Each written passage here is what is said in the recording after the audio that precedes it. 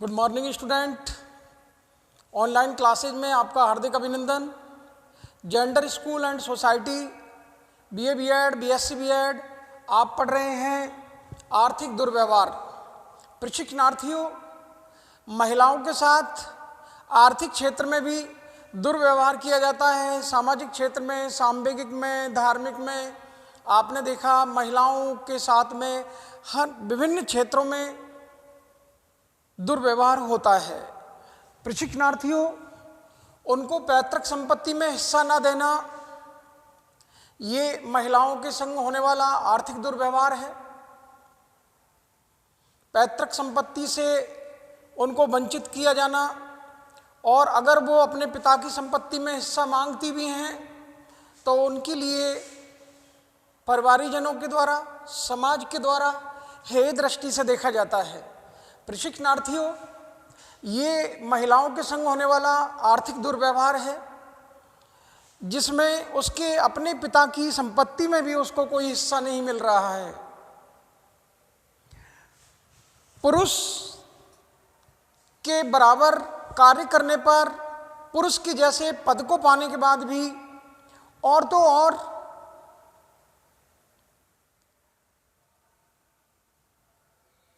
भारतीय संविधान ने ये शक्ति भी प्रदान की है 1976 में, समान कार्य समान वेतन अधिनियम 1976। उसके बावजूद आज 2020 में भी, मैं जरा डेट कर दूं, यहाँ आप देख रहे हैं कि महिलाओं को 2020 में भी पुरुषों के समान कार्य करने पर वेतन नहीं दिया जा रहा है। चाहे वो दिहाड़ी मजदूर हो या आपकी सिनेमा तारिकाएं हो, हीरो से कम पारिश्रमिक या कम पैसा, कम वेतन, कम रुपए, कम कीमत हीरोइन को मिलती है। यहां भेदभाव सिनेमा में भी किया जा रहा है। दोनों हीरो हीरोइन हैं, दोनों ने एक जैसी एक्टिंग की है, दोनों काफ़ी मजे हुए कलाकार हैं, दोनों का काफ़ी नामो निशान है, दोनों की पहचान है और दोनों के सितारे बुलंद हैं, दोनों सुपरस्टार हैं। उसके बावजूद दोनों के लिए अलग अलग वेतन दिया जाना ये महिलाओं के संग होने वाला आर्थिक दुर्व्यवहार है। एग्जाम्पल बड़े हैं, चाहे SR के शाहरुख खान हो, आमिर खान हो, सलमान खान हो, माननीय अमिताभ बच्चन साहब हो, अक्षय कुमार हो, ऋतिक रोशन हो, या आपकी नई उम्र के जो भी कलाकार हैं, वरुण धवन हो या टाइगर श्रॉफ हो, वरुण धवन हो, जो भी अभिनेता हैं, उन अभिनेताओं के मुकाबले में अभिनेत्री, चाहे रेखा हो, चाहे हेमाजी हो, चाहे कैटरीना कैफ हो, प्रियंका चोपड़ा हो, ऐश्वर्या राय बच्चन हो, सुष्मिता सेन हो, युक्ता मुखी हो, आलिया भट्ट हो, करीना कपूर हो, करीना कपूर खान, कोई भी अभिनेत्री और कोई भी अभिनेता जिनको आप जानते पहचानते हैं। प्रशिक्षणार्थियों, मैं अभिनेता अभिनेत्रियों को पढ़ाने नहीं आया, मैं आपको बता रहा हूं कि हीरो हीरोइन जो नाम गिनाए हैं उनमें हीरोइन को कम वेतन मिलता है हीरो के मुकाबले में। अभिनेता के मुकाबले में अभिनेत्रियों को कम वेतन दिया जाता है। तो ये महिलाओं के संग आर्थिक दुर्व्यवहार है या नहीं, आप बताइए। इतिहास उठाकर देख लीजिए, दादा साहब फाल्के से लेकर और दिलीप कुमार, देवानंद, राज कपूर, नरगिस, मीना कुमारी, वहीदा रहमान, ऐसी ढेर सारी नामचीन अभिनेत्रियां, चाहे वो प्रसिद्धि प्राप्त अभिनेत्रियां रही हों, कोई सा भी सिनेमा का दौर रहा हो, उस दौर में भी बीच वाले मिडिल दौर में, मध्यकाल के इतिहास में और आधुनिक इतिहास में सिनेमा के में कभी भी हीरोइन को हीरो से ज़्यादा वेतन श्रम का नहीं मिला, पारिश्रमिक नहीं मिला।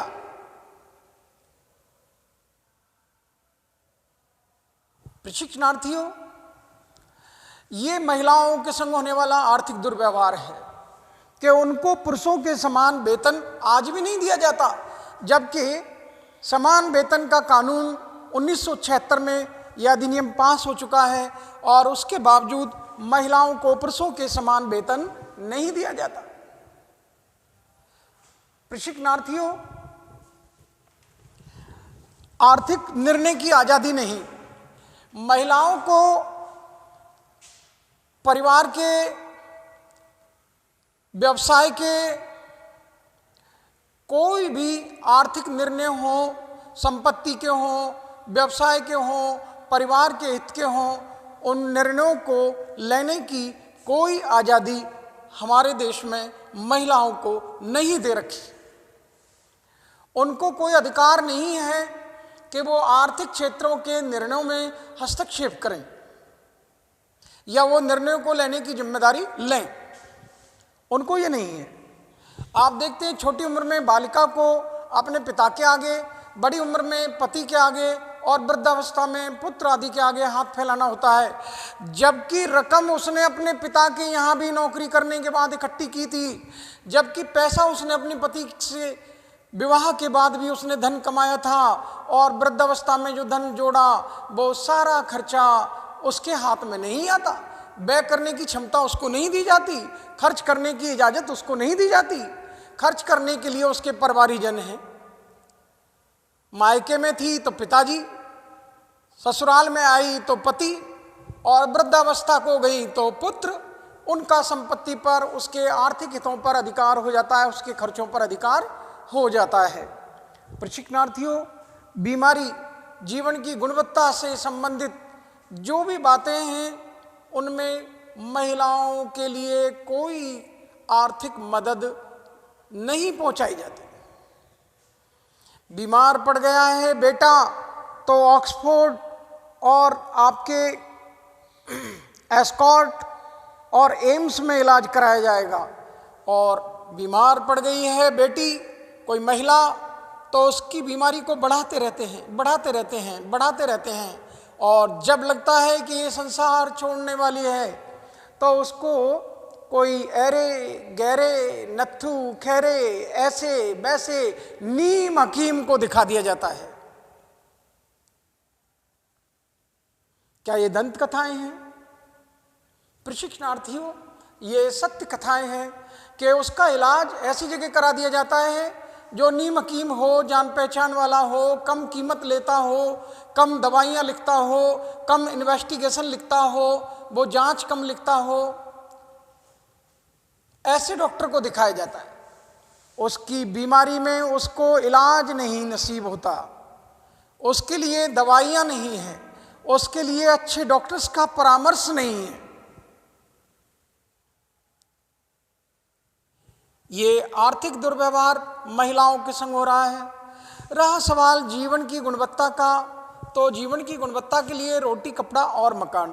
प्रशिक्षणार्थियों, जब तक आप अपने जीवन को कुछ देना चाहते हैं तो आपके लिए पैसे की आवश्यकता होती है, और वो पैसा महिलाओं से छीन लिया गया है, उनको अधिकार नहीं दिया गया है। वो अपने मनोशारीरिक क्षमताओं का विकास करना चाहती हैं, अपनी शैक्षिक विकास की यात्रा को सफल करना चाहती हैं, वो अपने स्वास्थ्य की देखभाल करना चाहती हैं और पौष्टिक आहार चाहती हैं, विटामिन्स, खनिज लवण और आयरन से भरपूर भोजन चाहती हैं। इस प्रकार से उनकी कोई बात पर समाज के द्वारा, परिवार के द्वारा कोई ध्यान नहीं दिया जाता।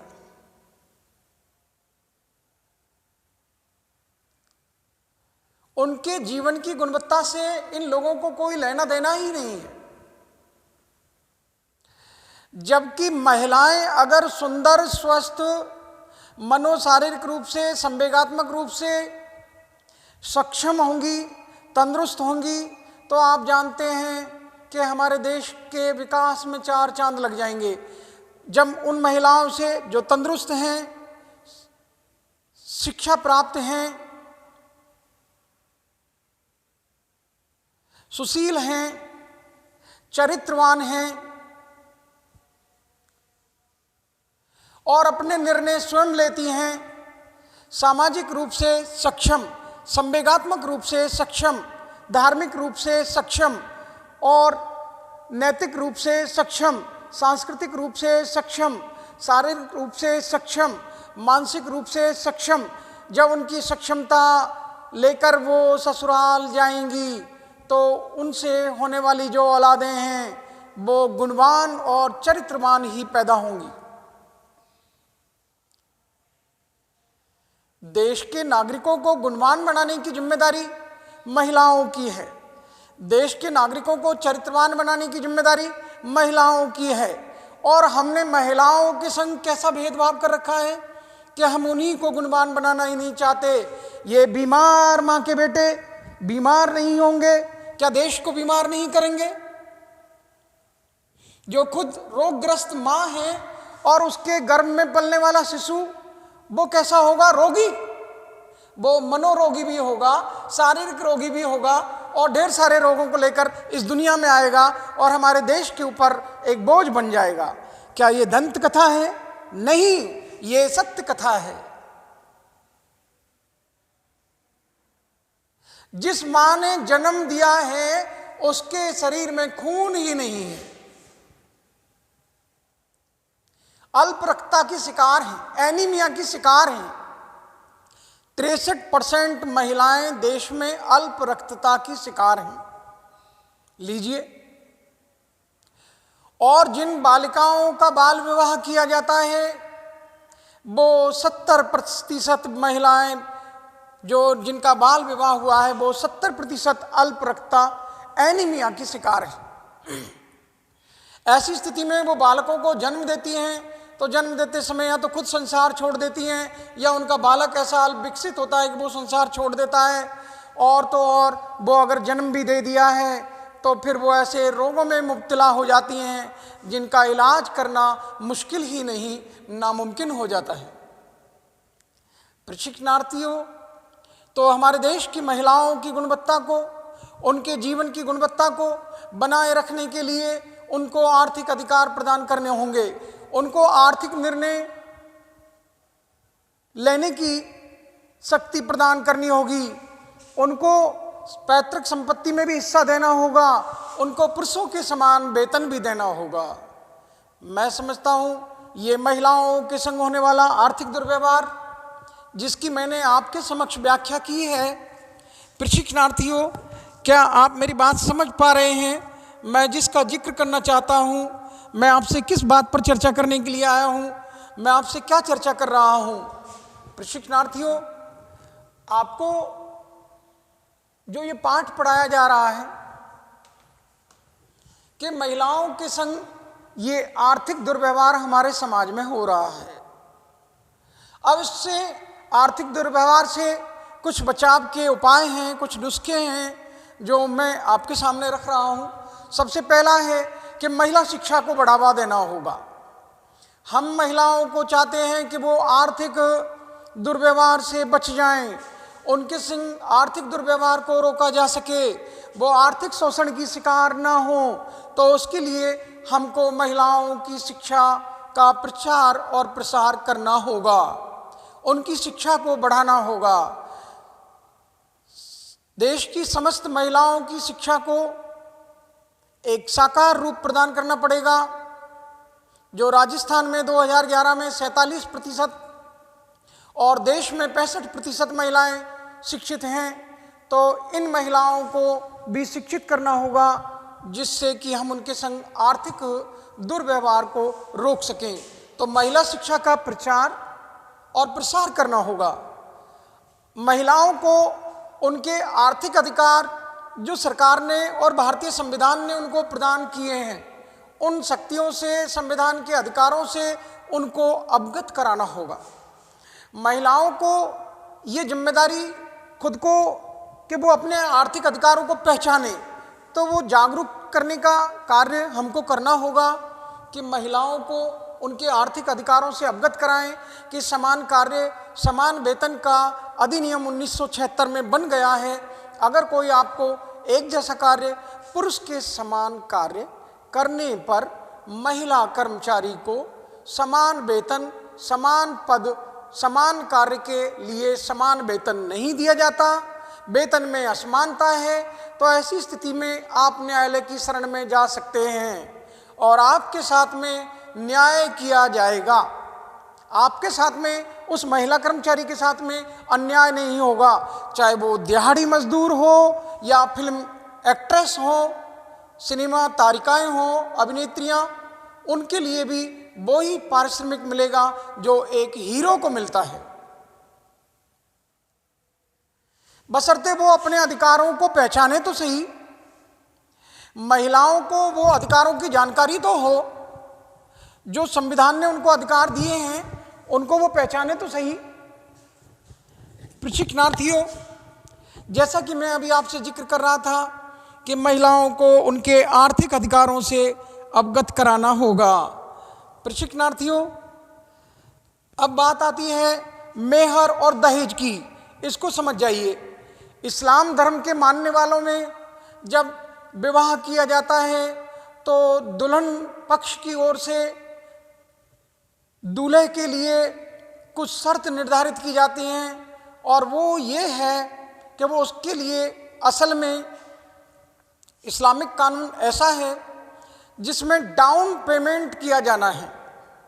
डाउन पेमेंट का मतलब है कि आप जब कोई नई कार खरीदने जाते हो और आपके लिए कुछ बैंक लोन दे देते हैं, ऋण दे देते हैं, लेकिन कुछ पैसा आपको अपनी जेब से खर्च करना पड़ता है, वो डाउन पेमेंट कहलाता है।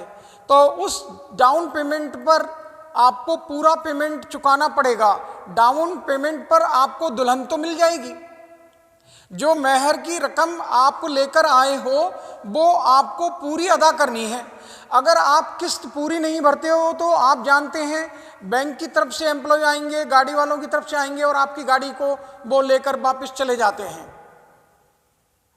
ठीक उसी प्रकार से जो दुल्हन लेकर आ रहे हैं इस्लामिक शरीयत में, इस्लामिक कानून के अनुसार, तो उनको मेहर की रकम बेटे वालों को यानी दूल्हा पक्ष की ओर से दुल्हन वालों को ये डाउन पेमेंट दिया जाता है।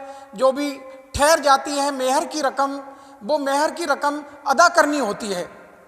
अब इस्लाम में क्या है, हमारे देश में आर्थिक स्थिति बड़ी कमज़ोर है और इस्लाम धर्म में जो रिश्ते किए जाते हैं वो आपसी मेल जोल में हो जाते हैं, वो उनके रिलेशनशिप में ही हो जाते हैं। अजनबियों में रिश्ते कम होते हैं, जान पहचान वालों में और सगे रिश्तेदारों में ही उनके बेटे बेटियों के रिश्ते हो जाते हैं। तो उससे ये है कि वो जब दो भाइयों के बीच में संबंध हो रहा है तो वो मेहर की रकम को नहीं लेते, जबकि इस्लाम ये कहता है, शरीयत ये कहती है कि वो दुल्हन का हक है, वो अधिकार उसको मिलना चाहिए। वो अधिकार उस दुल्हन के लिए मजबूत करेगा, उसकी आर्थिक स्थिति को मजबूत करेगा। जब उसके साथ में आने वाले भविष्य की उसकी कठिनाइयाँ, आर्थिक स्थिति के कमज़ोर होने से जो उसको मुसीबतों का सामना करना पड़ेगा, उनसे उसको छुटकारा मिल जाएगा। क्योंकि जो डाउन पेमेंट मेहर की रकम आपने अदा की है उसको आपको नगद देना होगा।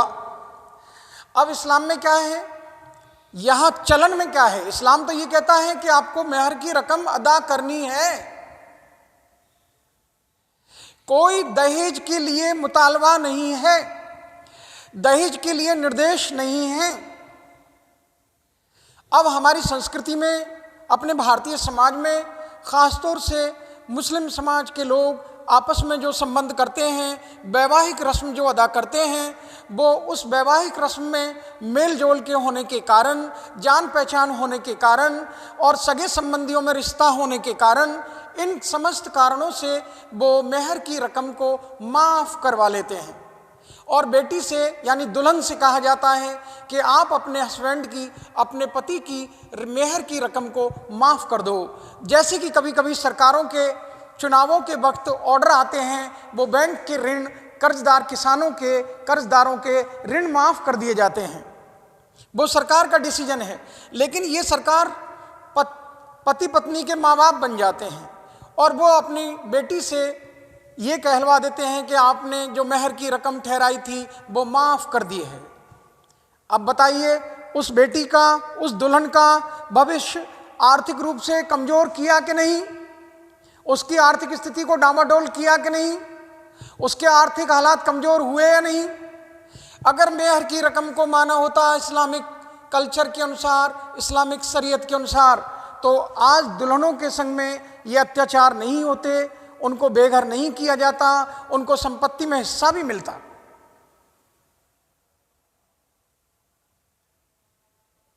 एक बूढ़ी सास ने कुछ पत्थरों को लिया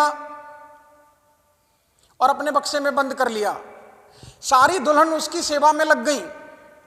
कोई माँ जी ये खाओगी, माँ जी वो खाओगी, सारी माँ जी ये, माँ जी वो, और रोजाना बकस को देखे आए, प्रसन्न हो जाए कि इसमें जेवर सासू माँ के रखे हैं, गहने इसमें रखे हैं, अब जाएंगी संसार छोड़ के तो हमें कुछ दे जाएंगी। तो सारी महिलाएं, सारे घर की बहुएं, सारे पोता प्रपोत्र प्रपोत्रियां और दादी माँ की सेवा में, सासू माँ की सेवा में। एक दिन डाकू आ गए और उस बक्से का ताला तोड़ दिया और उसको खोल कर देखा तो उसमें बड़े बड़े पत्थर थे।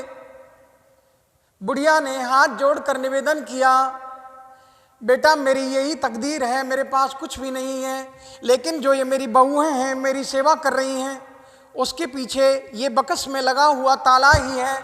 वो समझती हैं इसमें गहने और जेवर हैं, तो अम्मा हमने भी इन गहने और जेवर की कहानी सुनी, इसीलिए तो हम आए हैं।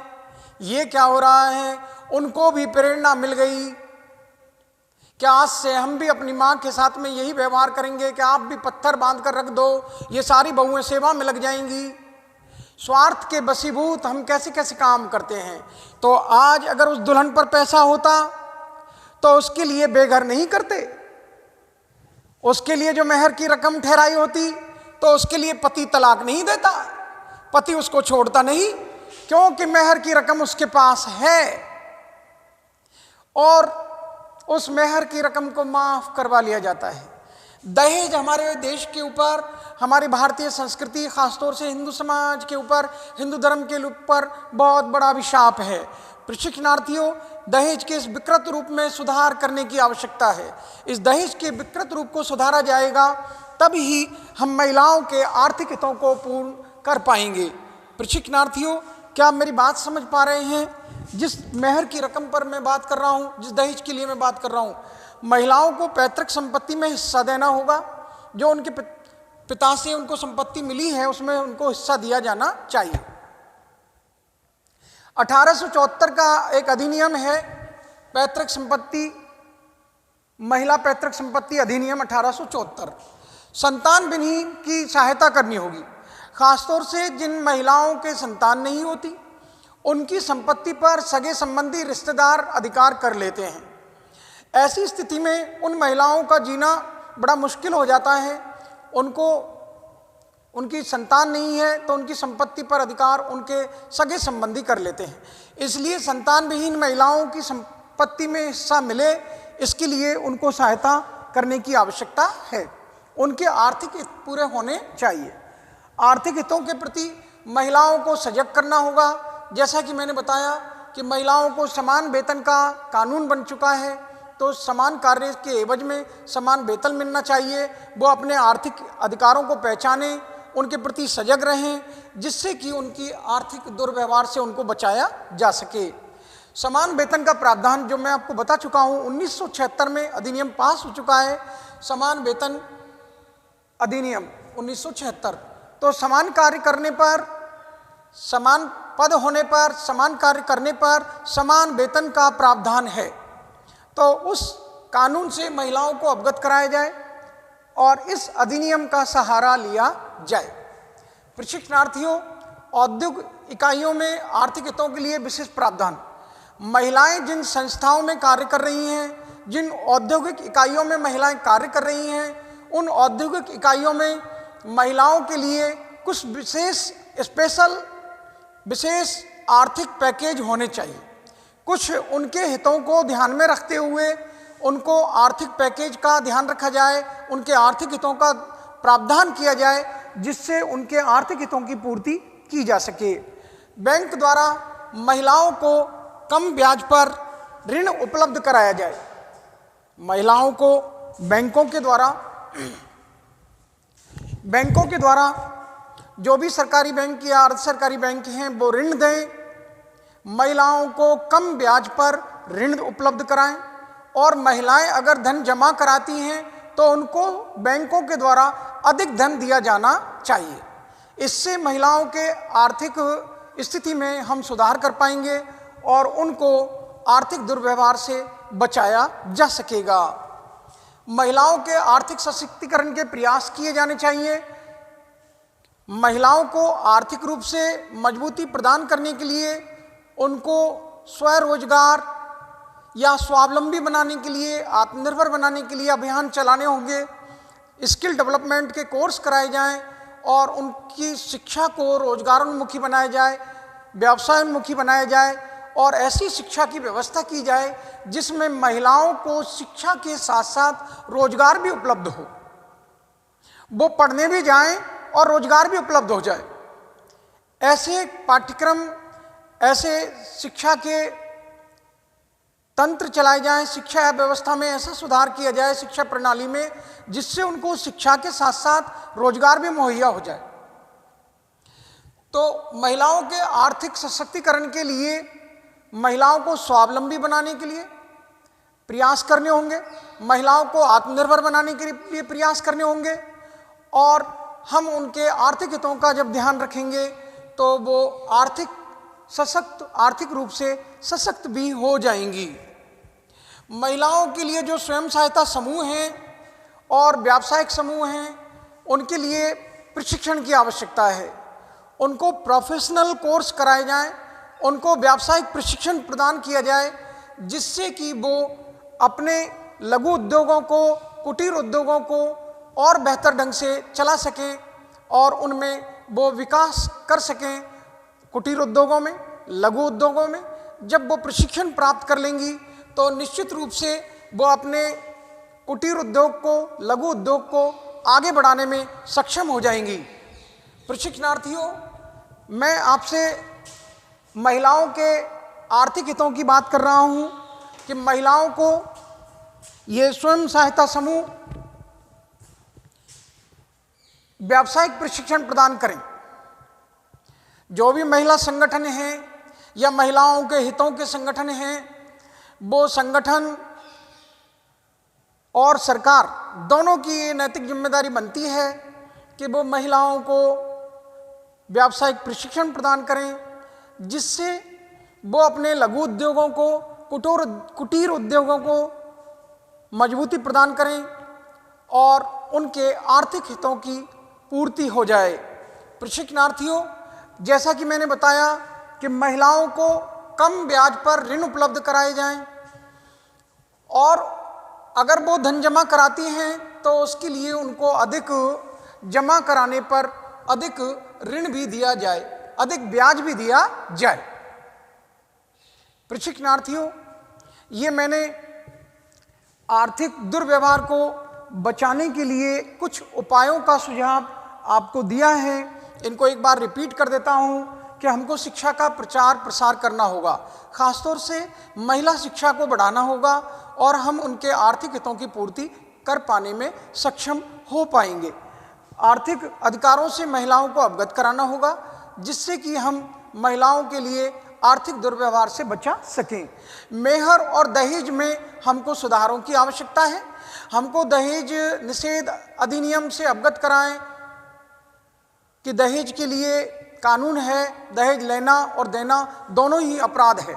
तो उनको, ऐसे लोगों को जागरूक किया जाए और मेहर की रकम में सुधार किया जाने की आवश्यकता है। पैतृक संपत्ति में महिलाओं को हिस्सा दिया जाए और संतान विहीन महिलाओं की सहायता की जाए। आर्थिक हितों के प्रति महिलाओं को सजग किया जाए और समान वेतन कानून का जो प्रावधान है उसको लागू किया जाए। प्रशिक्षणार्थियों, आपको मैं जिस कानून की बात कर रहा हूं,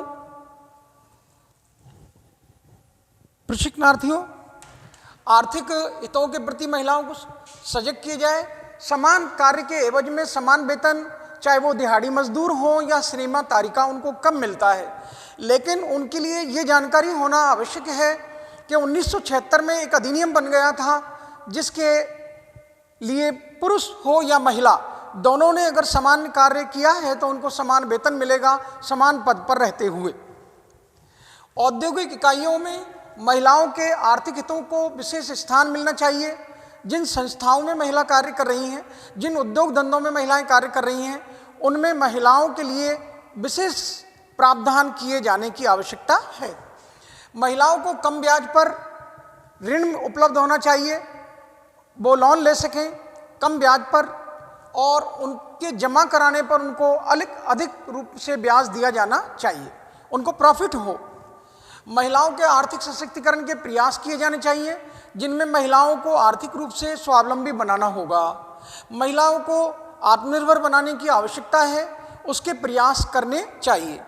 महिलाओं को स्वयं सहायता समूह व्यावसायिक प्रशिक्षण प्रदान करें, जिससे कि महिलाएं अपने कुटीर उद्योगों को, लघु उद्योगों को संभाल सकें और उनमें चार चांद लगा सकें, जिससे कि वो भी पुरुषों की तरह विकास के मार्ग पर आ जाएं और आर्थिक रूप से वो भी आत्मनिर्भर बन जाएं। मैं अपनी वाणी को यहीं विराम देता हूं और समस्त प्रशिक्षणार्थियों, आपको और तमाम सुनने वाले साहिबान के लिए धन्यवाद ज्ञापित करता हूं। आपने विनम्रतापूर्वक मेरे पाठ को सुना, सोचा, समझा और जाना। अगर आपके समझ में नहीं आता है, पूछ लीजिएगा, आपके पूछने के कोई पैसे नहीं लगेंगे, आपको तमाम जो भी प्रश्न करेंगे उनके उत्तर दिए जाएंगे।